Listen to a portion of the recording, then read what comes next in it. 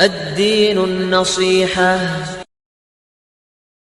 وہ تو ایک لکڑہارے کی کہانی سے جوڑا گیا ہے کہ ایک لکڑہارا تھا، مدینے میں تھا، اس کی بیوی نے منت مانی اور کیسے کیسے کیا ہوا۔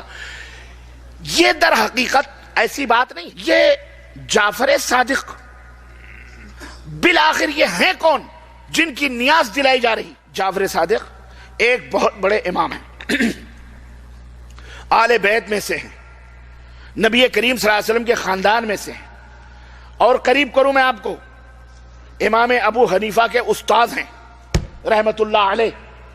جعفر صادق امام ابو حنیفہ رحمت اللہ علیہ کے استاد ہیں۔ اور قریب کروں میں آپ کو، جاؤ تاریخ کے پنے اٹھا کے دیکھو امام جعفر صادق کا 22 رجب سے کیا تعلق ہے۔ کیا امام جعفر صادق 22 رجب کو پیدا ہوئے؟ کیونکہ دن جو منائے جاتے ہیں کسی کی موت پر منائے جاتے ہیں یا کسی کی پیدائش پہ منائے جاتے ہیں، یا کوئی بہترین کوئی انعام یا کوئی چیز پاتا ہے اس دن کو اس دن میں منایا جاتا ہے کہ نہیں ہے؟ تو جعفر صادق کی جو نیاز 22 رجب کو کی جاتی ہے، سوال یہ پیدا ہوتا ہے کہ کیا جعفر صادق 22 رجب کو پیدا ہوئے؟ کیا جعفر صادق 22 رجب کو وفات پائے؟ یا جعفر صادق کا کیا تعلق ہے 22 رجب سے؟ جاؤ میرے عزیزو، تاریخ ڈھونڈ ڈالو، تلاش کر ڈالو، کھنگار ڈالو، تمہیں کہیں بھی 22 رجب کو جعفر صادق کا نہ نام ملے گا، نہ پیدا ہوئے، نہ مرے، نہ انہیں کوئی کسی پوزیشن کوئی حاصل ہوئی۔ جعفر صادق کا 22 رجب سے کوئی تعلق نہیں۔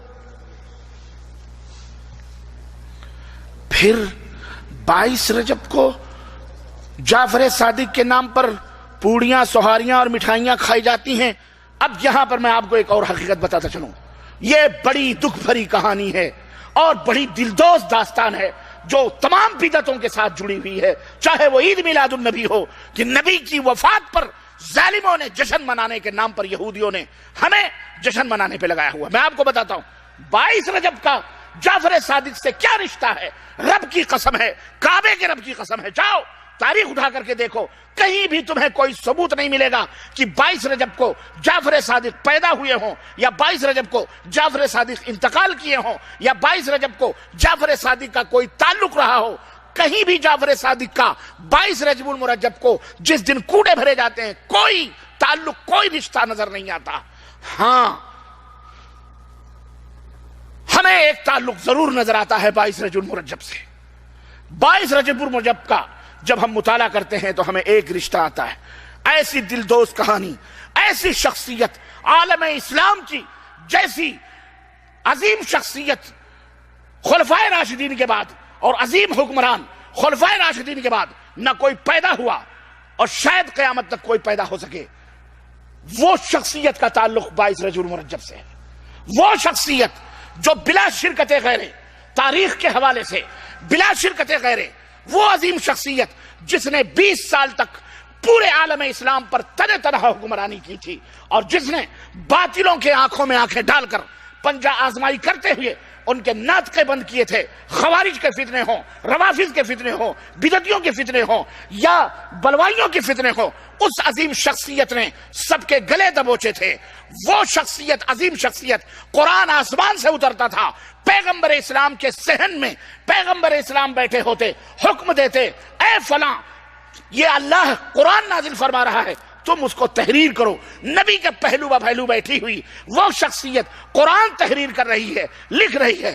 وہ شخصیت جو پیغمبر اسلام حضرت محمد الرسول اللہ صلی اللہ علیہ وسلم کے نسبتی برادر بھی ہیں، جن کی ہمشیرہ محترمہ نبی کائنات صلی اللہ علیہ وسلم کی زوجہ محترمہ ہیں، جو ہم مومنوں کی ماں کہلاتی ہیں۔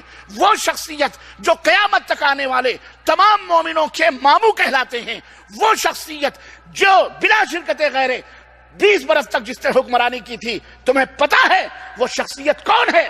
وہ شخصیت امیر المومنین امیر معاویہ بن ابی سفیان رضی اللہ تعالیٰ عنہ کی شخصیت ہے، جو 22 رجب المرجب کو جن کی وفات ہوئی ہے، انتقال ہوا ہے، ان کو امت مسلمہ یتیم ہوئی ہے، جن کی وفات سے اتنا بڑا صدمہ پہنچا ہے امت کو کہ حضرت عبداللہ ابن عباس خانہ کعبہ میں دسترخوان بچھائے ہوئے اپنے ساتھیوں کے ساتھ بیٹھ کر کھانے پر ابھی بیٹھے ہی تھے کہ خبر ملتی ہے، دمشق سے آنے والا شخص خبر دیتا ہے کہ آج امیر المومنین امیر معاویہ کی وفات ہو گئی ہے، کاتب وحی اس دنیا سے رخصت ہو چکا ہے، امت کا، لوگوں کا ماموں، مومنوں کا ماموں اس دنیا سے رخصت ہو چکا ہے، امیر معاویہ کا انتقال ہو چکا ہے۔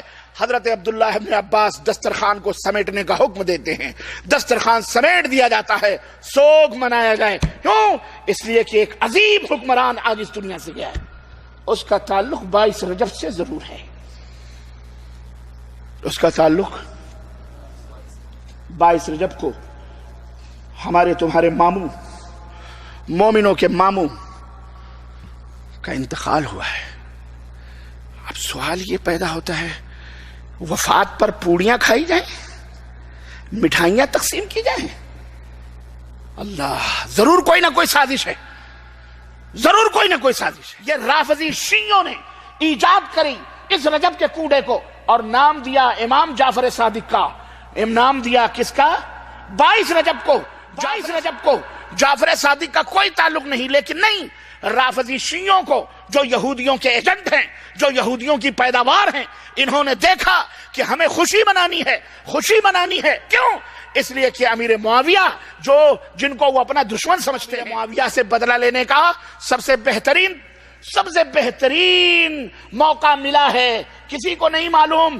ایسا کرو، 22 رجب کو جعفر صادق کے نام پر اس فاتحے کو ایجاد کر دو۔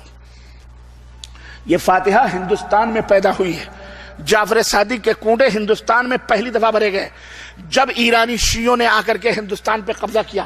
بابر کے زمانے میں، ہمایوں کے زمانے میں بھاگا تھا نا یہ بھارت سے، اور جا کے ہندوستان میں 50,000 ایرانی شیعہ ملے، 50,000 فوجیوں کی ڈریس میں ان کے علماء ہندوستان کے اندر آ کر کے اپنے مذہب کو پھیلانے کے لیے انہوں نے اس طرح سے تعویذ، گنڈے، پلیتے، درگاہ، مزار، قبر، یہ تمام سب الا بلا، اور جو نیاز اور فاتح اور دیگر چیزیں، جو یہ سب صوفی تصوف، یہ سب انہوں نے ایجاد کیا، یہ وہ سب انہوں نے ایجاد کیے، مسلمانوں کو، جو اہل سنہ والجماعت ہے، ان کو گمراہ کرنے کے لیے۔ سادے سودے لوگ ان کے ایجنٹ بن گئے، کھانے پینے والے بن گئے، کھانے پینے کے لیے پیدا ہوئے۔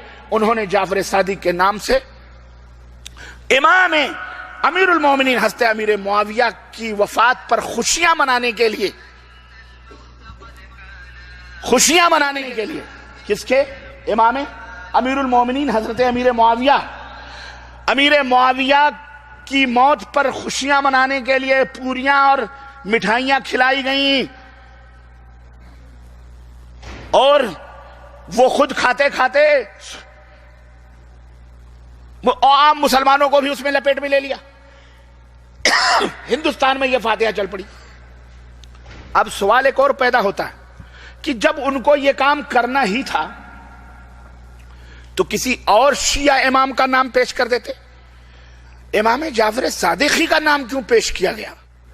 ہاں دیکھیں باریکی، اس لیے کہ جعفر صادق ایک ایسی شخصیت ہیں، اگر دوسرے اماموں کا نام پیش کیا جاتا تو لوگ کہہ سکتے تھے کہ یہ امام باقر ہیں، یہ شیعوں کے امام ہیں، یہ رضا علی ہیں، یہ شیعوں کے امام ہیں، امام فلاں ہیں، یہ شیعوں کے امام ہیں۔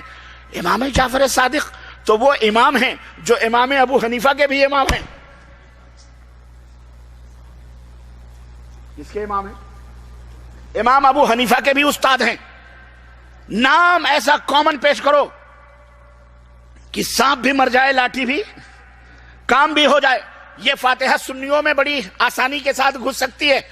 ارے بھائی امام جعفر صادق کون ہیں؟ مولوی بتائے گا ہمارے امام صاحب کے، امام اعظم کے استاذ محترم ہیں۔ ہاں پھر تو وہ بھی محترم ہیں، خلاص ان کے نام کی نیاز چل گئی، کوڑے چل گئے عقیدت میں۔ کوڑے تو چل گئے لیکن ان کا مذہب، بولو، کھانے کی چیز تھی، استاد کے نام کی کھا لی، تو مذہب بھی اپنا لو نا۔ مذہب کیا برا ہے؟ امام ابو حنیفہ کے استاد ہیں تو استاد کا مذہب بھی اپنا لو، اپنائے ہوئے ہیں، وہی ہیں سب چٹھے بٹھے۔ یہ ہے کوڑے کی کہانی۔